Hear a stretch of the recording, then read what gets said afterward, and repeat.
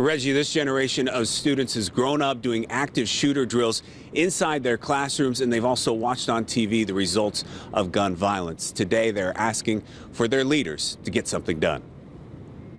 Shock, sadness, and anger following yesterday's school shooting.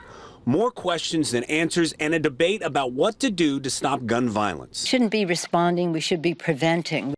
This morning, Democratic House Minority Leader Nancy Pelosi held a press conference calling on Congress to act now to create a select committee on gun violence, allow the Centers for Disease Control to study gun violence, and pass expanded background check legislation. And I have said over and over, I'd rather pass gun safety legislation than win the election, because people die from this. President Trump focused on the mental health of the shooter, tweeting earlier, neighbors and classmates knew he was a big problem, must always report such instances to authorities again and again. Republican House Speaker Paul Ryan says Congress passed mental health legislation 2 years ago that is just now being implemented. We do have laws on the books designed to prevent people with mental illnesses from getting firearms, to design people who have criminal backgrounds from getting firearms. The question is, just like the Texas instance, are those laws working the right way?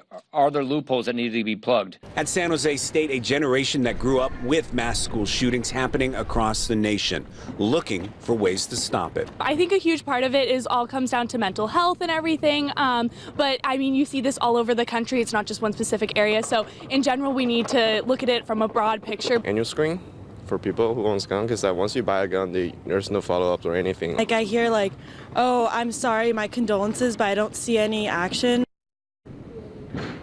A gun control group called Everytown for Gun Safety reports there have been 290 school shootings in the United States since 2013.